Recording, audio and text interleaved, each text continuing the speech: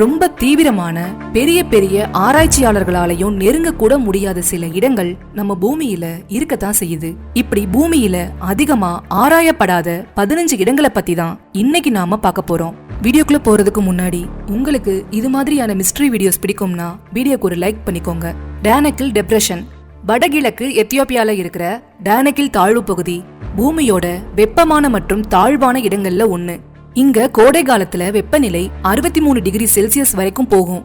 இந்த பகுதி கடல் மட்டத்துல இருந்து 125 மீட்டருக்கும் கீழே இருக்கு. இந்த நிலப்பரப்பு ரொம்பவே வினோதமானது.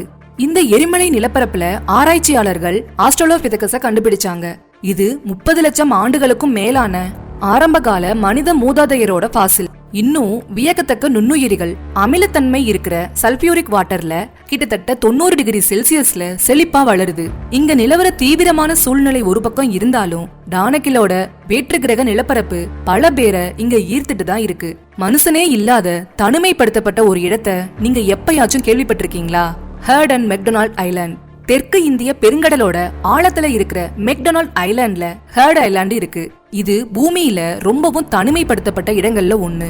முற்றிலுமா மக்களே இல்லாத இந்த தீவுகள் கடுமையான காற்றால தாக்கப்பட்ட பனிப்பாறைகளால மூடப்பட்டிருக்கு.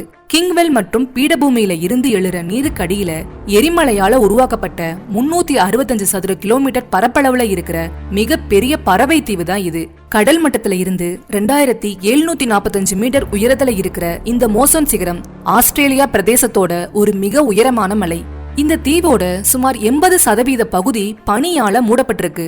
இந்த தீவு 1853ஆம் ஆண்டு அமெரிக்கன் சீல் ஹண்டர் ஜான் ஹேடால கண்டுபிடிக்கப்பட்டிருக்கு. இதை தொடர்ந்து 1854ஆம் ஆண்டு வில்லியம் மெக்டொனால்ட் அப்படிங்கிறவரால இன்னொரு தீவும் கண்டுபிடிக்கப்பட்டிருக்கு. இந்த தீவு வெறும் 2.5 சதுர கிலோமீட்டர் பரப்பளவுல துண்டிக்கப்பட்ட எரிமலை பாறைகளோட கிட்டத்தட்ட 200 மீட்டர் உயரத்துல இருக்கிற ஒரு சின்ன தீவு. கிட்டத்தட்ட 20 ஆண்டுகளா இந்த தீவு சீலர்களுக்கான ஒரு தற்காலிக வேட்டை மைதானமா இருந்திருக்கு. அதுக்கப்புறம் அங்க விலங்குகளோட எண்ணிக்கை குறைய வேட்டைக்கும் தடை போட்டிருக்காங்க. 1910ஆம் ஆண்டு யுனைடெட் கிங்டம் இந்த தீவு கூட்டத்தை சொந்தம் கொண்டாட ஆரம்பிச்சாங்க. ஆனா 1947ஆம் ஆண்டு காலகட்டத்துல இது ஆஸ்திரேலியாவுக்கு மாற்றப்பட்டு இருக்கு. இன்னைக்கு இங்க மனிதர்கள் யாருமே வாழ்றது கிடையாது. இங்க இருக்கிற தீவிரமான சூழ்நிலையால ஆராய்ச்சியாளர்கள் மட்டும்தான் அப்பப்போ ஆராய்ச்சிக்காக போயிட்டு வர்றாங்க. இப்படி இந்த தீவுல மக்கள் வசிக்காத நிலையில இது முற்றிலுமா வேறுபட்ட நிலைமைக்கு தனிமைப்படுத்தப்பட்டிருக்கு. அடுத்து நம்ம பார்க்க போற இடம் முற்றிலுமா மாறுபட்ட உலகத்திலேயே ரொம்பவும் ஆழமான ஒரு இடம்னு சொல்லலாம். Mariana trench. மரியானா தீவுகள்ல குவாம்க்கு பக்கத்துல பசிபிக் பெருங்கடலுக்கு அடியில ஒரு ஆழமான குவாம் அகழி இருக்கு. இது பூமியோட மிகவும் ஆழமான ஒரு இடம். 2540 கிலோமீட்டர் நீளம் இருக்கிற இதோட லோயஸ்ட் பாயிண்ட் சேலஞ்சர் கடல் மட்டத்துக்கு கீழே கிட்டத்தட்ட 11 கிலோமீட்டர் ஆழத்துல சரியுது. இதோட அழுத்தம் மேற்பரப்புல இருக்கிறத விட கிட்டத்தட்ட 1000 மடங்கு அதிகமா இருக்கும். பல ஆண்டுகளா இந்த படுகுழி ஆராயப்படாம இருந்திருக்கு. ஆனா நவீன தொழில்நுட்பம் ஒரு தீவிரமான சுற்றுச்சூழல் அமைப்பை கண்டுபிடிச்சிருக்கு. பிளாக் ஸ்மோக்கர்ஸ் அப்படிங்கிற நீர் வெப்ப துவாரங்கள் கடற்பரப்புல இருந்து 1600 மீட்டர் வேகத்துல வெடிச்சு 450 டிகிரி செல்சியஸுக்கு வெப்பப்படுத்தப்பட்ட கனிம வளமான நீரை உருவாக்குது. இங்க இருக்கிற இருளும் ஆழமான அழுத்தத்தையும் தவிர இந்த பகுதி ஒரு செழிப்பான வாழ்விடமா தான் இருக்கு. 1500 மீட்டர் ஆழத்துல காப்ளின் சார்க்ஸ், ஹேச்சட் ஃபிஷ் மாதிரியான உயிரினங்கள் இருக்கு. இன்னும் 4000 மீட்டர் ஆழத்துல ஆக்டோபஸும் ஆழ்கடல்ல பாசிகளும் செழிப்பா வளருது. இதையும் தாண்டி 10,000 மீட்டர் ஆழத்துல கூட செனா மாதிரியான ஒற்றை செல் உயிரினங்களும் இங்க வளருது. இது கிட்டத்தட்ட 10 சென்டிமீட்டர் வரைக்கும் வளரக்கூடியது. ஆனா இதையெல்லாம் விட அடுத்து நாம பார்க்க போற இடத்தை எதோடையும் கம்பேர் பண்ண முடியாது. அப்படி ஒரு ஆபத்தான இடம். அங்க காலடி எடுத்து வைக்கிறது கூட ரொம்பவே சவாலான செயலா இருக்கும். அந்த இடம் இல்ஹாடா கொய்மாடா. பிரேசில் கடற்கரையில இருந்து பரந்த அட்லாண்டிக் பெருங்கடல்ல பாம்பு தீவு அப்படின்னு சொல்லப்படுற லிடா கொய்மாடா கிராண்டிங்கிற தீவு இருக்கு. பிரேசில் அரசாங்கம் இந்த தீவுக்குள்ள போறதுக்கு முற்றிலுமா தடை போட்டிருக்காங்க. ஏன்னா இங்க உலகத்தோட மிக பெரிய பாம்புகள்ல ஒன்னான கோல்டன் லான்ஸ்கட் அப்படிங்கிற பாம்புகள் இருக்கு. 70 இருந்து 100 சென்டிமீட்டர் நீளம் வரை இருக்கக்கூடிய இந்த விரியன் சக்தி வாய்ந்த விஷத்தன்மை இருக்கக்கூடிய பாம்பு. இந்த சின்ன தீவுல 10,000க்கும் மேற்பட்ட கோல்டன் லான்ஸ்கட் இருக்கிறதா விஞ்ஞானிகள் மதிப்பிட்டிருக்காங்க. 11,000 ஆண்டுகளுக்கு முன்னாடி கடல் மட்டம் உயர்ந்து இந்த தீவு மெயின் ஐலாண்ட்ல இருந்து பிரிஞ்சிருக்கு. இதுதான் இந்த பாம்புகள் அதிக அளவு உருவாகிறதுக்கு முக்கிய காரணமா இருந்திருக்கு. இது வேட்டையாடுறதுக்கு பாலூட்டிகள் எதுவும் இல்லாததால இந்த பாம்புகள் பறவைகள் மற்றும் பூச்சிகளை வேட்டையாட தொடங்கி இருக்கு. இங்க இப்படிப்பட்ட ஆபத்துகள் இருந்தாலும் சிலர் தங்களோட உயிருக்கு வரக்கூடிய ஆபத்தையும் பொருட்படுத்தாம இந்த தீவுக்குள்ள பதுங்கி போக முயற்சி பண்ணிட்டு தான் இருக்காங்க. அப்படி போறவங்களுக்கு பாம்பால பாதிப்பு ஏற்பட்டாலும் அங்க எந்த ஒரு மருத்துவ உதவியும் இருக்காது. இது பூமியில ரொம்பவும் கடுமையா தடை செய்யப்பட்ட இடங்கள்ல ஒன்னா இருக்கு. தனிமைப்படுத்துறது எப்பவுமே ஒரு சாபமா இருக்காது. சில உயிரினங்களை இந்த உலகத்துல இருந்து முற்றிலுமா துண்டிச்சு பூமியில இருந்து ரொம்பவும் தொலைதூர இடங்கள்ல வாழ தொடங்குற விதமா இயற்கை தன்னை உருமாத்திக்குது. அடுத்து நாம பார்க்க போறது ட்ரிஸ்டன் டா சுனா. தெற்கு அட்லாண்டிக் பெருங்கடலுக்கு பக்கத்துல இருக்கிற மக்கள் வாழ்ற பகுதியில இருந்து கிட்டத்தட்ட 2000 கிலோமீட்டர் தொலைவுல இந்த ட்ரிஸ்டன் டகோனா அமைஞ்சிருக்கு. பூமியில இருக்க ரொம்பவும் தொலைதூர குடியிருப்புகள்ல இதுவும் ஒண்ணு. இது தனிமைப்படுத்தப்பட்டு இருந்தாலும் இந்த எரிமலை தீவு சுமார் 269 பேருக்கு வாழ்விடமா இருக்கு. 27 சதுர கிலோமீட்டர் பரப்பளவுல இருக்கிற இந்த ட்ரிஸ்டன் டகோனா கிட்டத்தட்ட 10 லட்சம் ஆண்டுகளுக்கு முன்னாடி சில எரிமலை நடவடிக்கைகளால உருவாக்கப்பட்டிருக்கு. இந்த எரிமலையோட வடக்கு திசையில ஒரு சின்ன பகுதி மட்டுமே வாழக்கூடிய தளமா இருக்கு. இந்த பகுதிய முதல்ல 1506ஆம் ஆண்டுல போர்ச்சுகீசிய ஆய்வாளரான ட்ரிஸ்டன் டா சுனா தான் கண்டுபிடிச்சிருக்காரு. இங்க 18ஆம் நூற்றாண்டோட பிற்பகுதி வரைக்கும் மக்கள் யாருமே இல்ல. மாசசூசெட்ஸை சேர்ந்த ஒரு மாலுமியான ஜோனதன் லாம்பர்ட் தான் இங்க முதல்ல குடியேறின மனிதன். இதுக்கு அடுத்து 1816ல ஆங்கிலேயர்கள் இந்த தீவை உரிமை கொண்டாட ஆரம்பிச்சாங்க. ஆரம்பத்துல இங்க வெறும் 8 ஆண்களும் 7 பெண்களும் மட்டும்தான் வாழ்ந்துட்டு இருக்காங்க. ஆனா இங்க வாழ்றது அவ்வளோ சுலபம் கிடையாது. இந்த தீவு தென்னாப்பிரிக்காவில இருந்து சுமார் 2016 கிலோமீட்டர் தொலைவிலையும் தென் அமெரிக்காவில இருந்து 3360 கிலோமீட்டர் தொலைவிலையும் சென்ட் ஹெலினால இருந்து 2161 கிலோமீட்டர் தொலைவிலையும் இருக்கு. இந்த இடத்தை அடையிறதுக்கு இருக்கிற ஒரே வழி திறந்த பெருங்கடல் வழியா 6 நாளைக்கு படகு பயணம் செய்யறது மட்டும்தான். இங்க ஒரு ஹாஸ்பிட்டல் அண்ட் ஸ்கூல் மற்றும் 2 சர்ச்சஸ் இருக்கு. இதோட ஒரு சின்ன துறைமுகமும் ஒரு சூப்பர் மார்க்கெட்டும் இங்க இருக்கு. இங்க இருக்கிற மக்கள் மீன் பிடித்தல், கால்நடைகள் வளர்ப்பு, விவசாயம், உருளைக்கிழங்கு சாகுபடின்னு இந்த மாதிரியான தொழில்களை நம்பிதான் இருக்காங்க. பேண்டமிக் டைம்ல இந்த தீவுகளோட எல்லையும் மூடப்பட்டுருச்சு. அடுத்து நாம பார்க்க போறது கேங்கர் புன்சம். இமயமலையோட 7570 மீட்டர் உயரத்துல நம்மளால ஏறக்கூட முடியாத உலகத்திலேயே இருக்கிற மிக பெரிய மலைதான் இந்த கேங்கர் புன்சம்.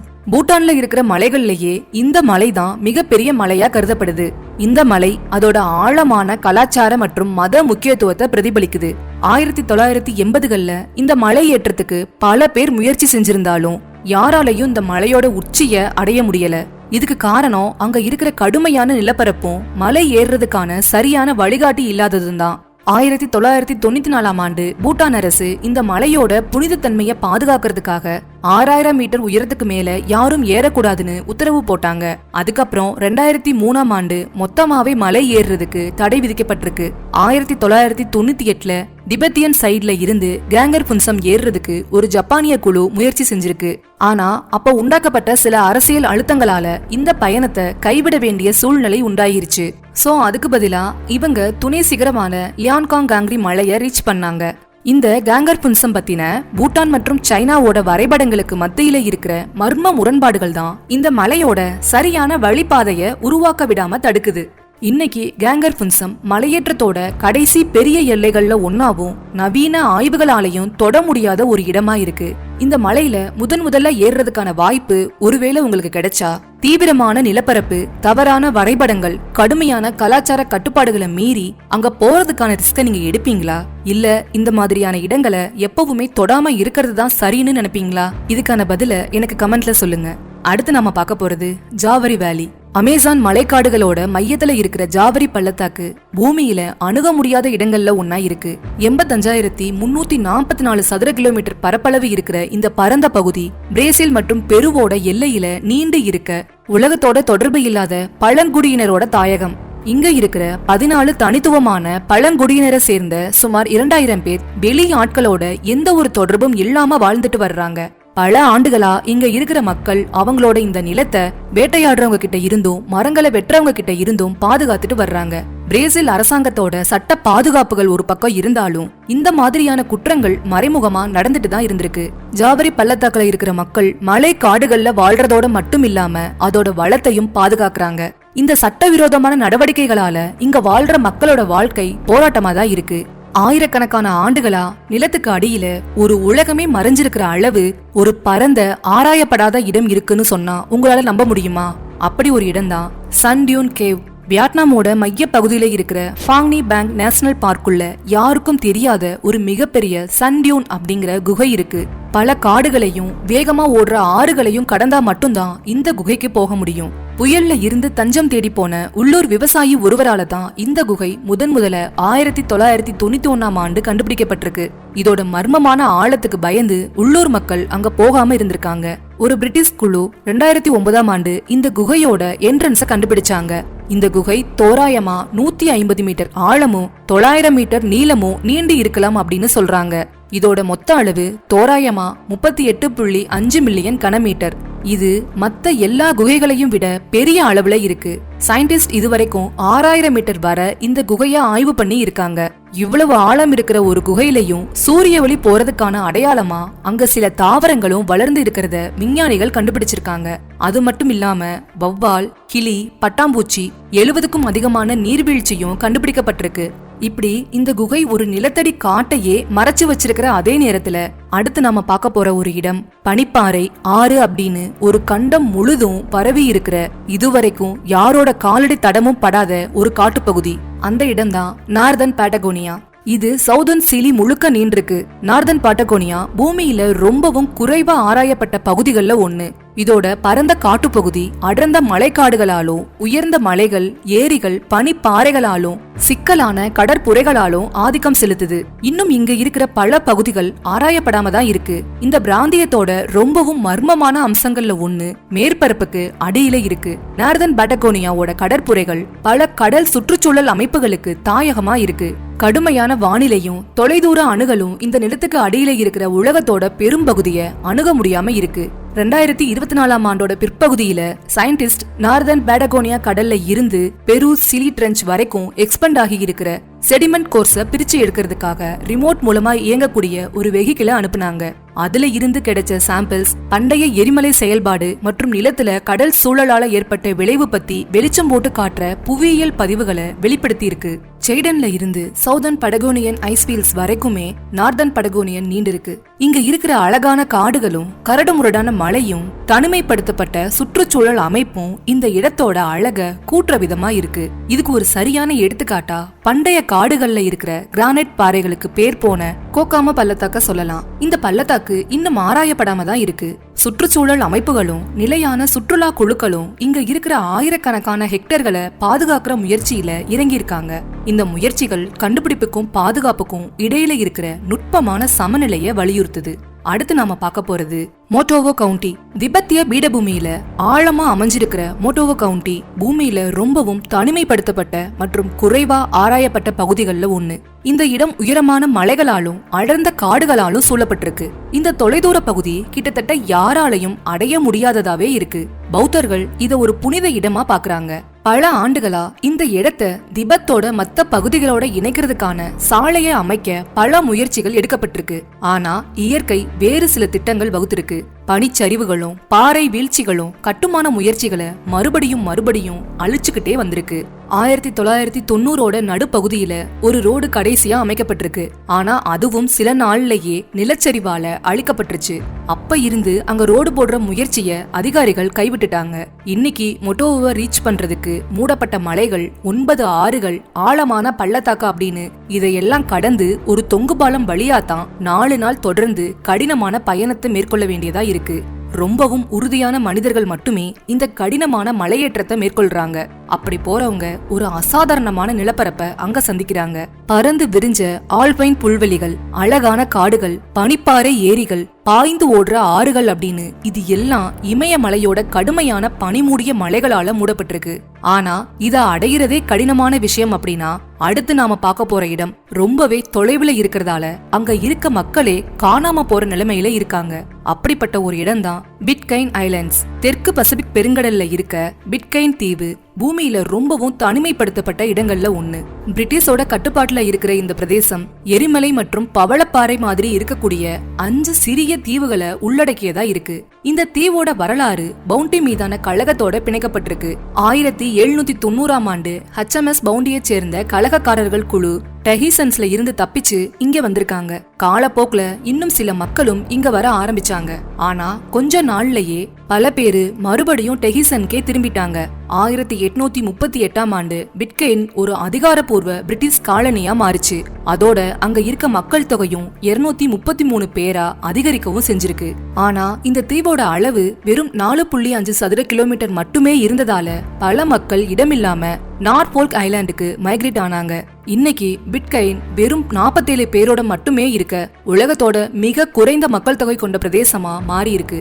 அதுலயும் இங்க இருக்கிறவங்க படிப்புக்காக அவங்களோட குழந்தைங்களை வெளிநாடுகளுக்கு அனுப்புறதால அங்க குழந்தைகளும் இல்ல. இப்படி இங்க தொடர்ந்து மக்கள் தொகை குறைஞ்சுக்கிட்டே வருது. மக்களை ஈர்க்கிற முயற்சியில அங்க போய் வாழ்ற மக்களுக்கு அரசாங்கம் இலவசமா நிலம், வீடு, ஒரு சிறிய பண்ணை அப்படின்னு வாழ்வாதாரத்துக்கு அடிப்படையான தேவைகளை கொடுத்து பூர்த்தி செய்யறாங்க.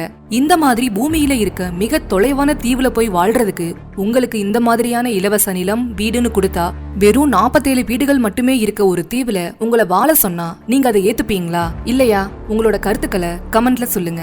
அடுத்து நாம பார்க்க போறது மடகாஸ்கர்ல இருக்க சிங்கி தி பிமாரா நேஷனல் பார்க். மேற்கு மடகாஸ்கர்ல இருக்க சிங்கி டி பிமாரா நேஷனல் பார்க் பூமியோட ரொம்பவும் தீவிரமான நிலப்பரப்புகள்ல ஒண்ணு. இது சிங்கி அப்படின்னு சொல்லப்பட்ட துண்டிக்கப்பட்ட சுண்ணாம்பு வடிவங்கள். இந்த இடத்துல ஒருத்தர் வெறும் காலோட நடக்க முடியாது. மலகாசில லட்சக்கணக்கான ஆண்டுகளா ஏற்பட்ட அரிப்பால இது உருவாகி இருக்கு. இந்த உயரமான மலைகளோட ஆழமான பிளவுகள் மறைக்கப்பட்ட குகைகளை உருவாக்குது. 666 சதுர கிலோமீட்டர் பரப்பளவுல இருக்கிற சிங்கி தி பிமாராக்கு பக்கத்துல 853 கிலோமீட்டர் பரப்பளவோட இருக்க இன்னொரு கடுமையான இயற்கை பகுதி இருக்கு. இந்த பரந்த நிலப்பரப்போட பெரும்பகுதி இன்னும் ஆராயப்படாம இருக்கு. இங்க இருக்கிற சுறா பாறை அமைப்புகள் நேஷனல் பார்க்க ரீச் பண்றத சாத்தியமற்றதா ஆக்குது. இதனால இங்க இருக்கிற சுற்றுச்சூழல் அமைப்புகள் தொந்தரவு செய்யப்படாம பல்வேறு உயிரினங்கள் செழித்து வளர காரணமா இருக்கு. சயின்டிஸ்ட் இங்க 100க்கும் அதிகமான பறவை இனங்கள், சுமார் 45 ஊர்வன மற்றும் 11 லெமூர் இனங்களை கண்டுபிடிச்சிருக்காங்க. பூமியில வேற எங்கேயும் பார்க்க முடியாத பல சுண்ணாம்பு வடிவங்களும் அதுக்கு இடையில இருக்க வறண்ட இலையுதிர் காடுகள் அதோட சுற்றுச்சூழல் முக்கியத்துவத்தை மேம்படுத்துற விதமா இருக்கு. 1990ஆம் ஆண்டு யுனெஸ்கோ இத உலக பாரம்பரிய தளமா அறிவிச்சிருந்தாலும் இந்த நேஷனல் பார்க்கோட பெரும்பகுதி ஆராயப்படாம தான் இருக்கு. தொடர்ந்து நடக்கிற பல அறிவியல் பயணங்கள் இங்க இருக்க புது புது உயிரினங்களை கண்டுபிடிச்சு உயிரியல் எல்லையா இதோட முக்கியத்துவத்தை எடுத்துக்காட்டுது. ஆனா இங்க இருக்கிற கூர்மையான நிலப்பரப்பும் குறுகிய பாதைகளும் இங்க போய் ஆராய்ச்சி பண்றதுக்கு ஒரு தடையா இருக்கு. அடுத்து நாம பார்க்க போறது மவுண்ட் நமூலி. மொசாம்பிக்கோட நிலப்பரப்புல இருந்து 2420 மீட்டர் உயரத்துல இருக்கிற உயரமான மவுண்ட் நமூலி சுலபமா அடைய முடியாத நாட்டோட 2வது உயரமான சிகரம். இது அடர்ந்த வெப்பமண்டல காடுகளால சூழப்பட்டிருக்கு. இந்த உயரமான மலையில இருக்கிற கரடு முரடான நிலப்பரப்பு மற்றும் சவாலான சூழ்நிலைகள் காரணமா இந்த மலை பெரும்பாலும் ஆராயப்படாமலே இருக்கு. 1886ஆம் ஆண்டு பிரிட்டிஷ் ஆய்வாளரான ஹென்ரி எட்வர்ட் ஓனில் தலைமையில நல்ஸ் பேஸ்ல ஆராய்ச்சிக்காக முதல் பயணம் மேற்கொள்ளப்பட்டிருக்கு.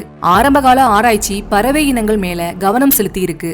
ஆனா மொசாம்பிக்ல உள்நாட்டு போர் நடந்துட்டு இருந்தப்போ இந்த அறிவியல் ஆய்வு நிறுத்தப்பட்டுருச்சு. அதுக்கப்புறம் 1998ஆம் ஆண்டு விஞ்ஞானிகள் மறுபடியும் இங்க வந்து பூமியில வேற எங்கேயும் இல்லாத அரிய வகை பறவைகள் மற்றும் விலங்குகளை கண்டுபிடிச்சிருக்காங்க.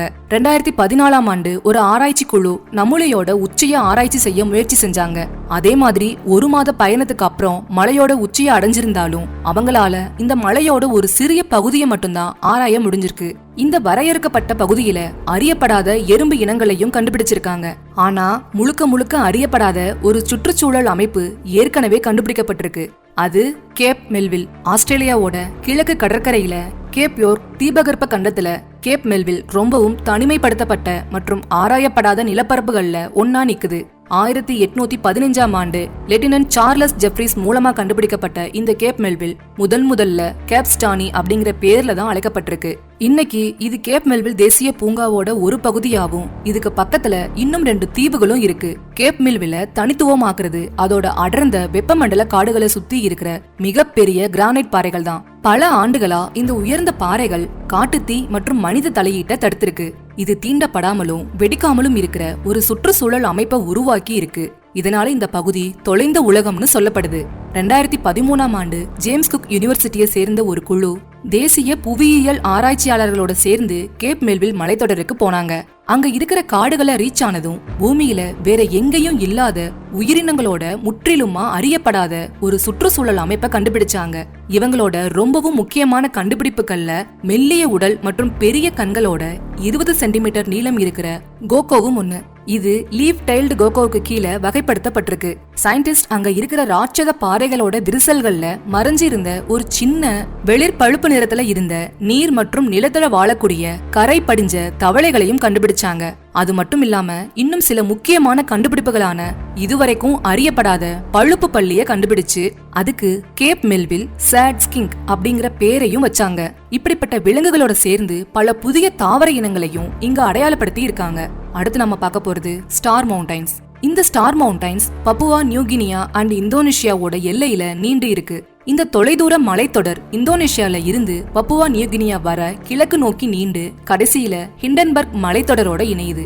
இதோட தீவிர அணுக முடியாத தன்மை காரணமா ஸ்டார் மவுண்டைன்ஸ் பல்லுயிர் பெருக்கத்தால நிறைஞ்சு ஒரு தீண்டப்படாத சுற்றுச்சூழல் அமைப்பா பாதுகாப்பா இருக்கு. 2013ஆம் ஆண்டு ஹிண்டன்பர்க் சுவரோட உயிரியல் ஆய்வு சுண்ணாம்பு பீடபூமிகள்ல இருக்கிற 1109 வகையான தாவரங்கள் மற்றும் விலங்குகளை பதிவு செஞ்சிருக்கு. இதுல அறியப்படாத கிட்டத்தட்ட 100 உயிரினங்கள் இருக்கு. இதோட சுற்றுச்சூழல் முக்கியத்துவத்துக்கு பின்னாடி ஸ்டார் மலைகள் பல நூற்றாண்டுகளா தனிமையில வாழ்ந்த சிறிய பழங்குடி சமூகங்களுக்கும் தாயகமா இருந்திருக்கு. பள்ளத்தாக்குகள் மற்றும் அடிவாரங்கள்ல இந்த குழுக்கள் நவீன நாகரிகத்தால பெரும்பாலும் பாதிக்கப்படாத பாரம்பரிய வாழ்க்கை முறையை பராமரிக்கிறாங்க. இங்க இருக்கிற செங்குத்தான நிலப்பரப்பு, அடர்ந்த காடுகள் மற்றும் தொலைதூர இருப்பிடம் அப்படின்னு இந்த காரணங்கள் எல்லாமே பரவலான ஆய்வை தடுத்து பிராந்தியத்தோட பெரும் பகுதியை தெரிஞ்சுக்க முடியாமலே பண்ணிருக்கு. கண்டுபிடிக்கப்படாத பல இனங்கள் இன்னும் இந்த நிலப்பரப்புகள்ல இருக்கலாம்னு விஞ்ஞானிகள் நம்புறாங்க. கடைசி பெரிய காட்டு எல்லைகள்ல ஒன்னான இந்த ஸ்டார் மவுண்டைன்ஸ் அறிவியல் கண்டுபிடிப்பு மற்றும் பாதுகாப்பு முயற்சிகளுக்கு ஒரு விலை மதிப்பற்ற தளமா இருக்கு. இதுவரைக்கும் நான் சொன்ன லிஸ்ட்ல உங்களுக்கு எந்த இடத்துக்கு போக ஆசைங்கிறத எனக்கு கமெண்ட்ல சொல்லுங்க. உங்களுக்கு இந்த பதிவு பிடிச்சிருந்தா லைக் பண்ணுங்க, உங்க ஃப்ரெண்ட்ஸ் எல்லாருக்கும் ஷேர் பண்ணுங்க. மறக்காம நம்ம சேனலை சப்ஸ்கிரைப் பண்ணிடுங்க. தேங்க்யூ.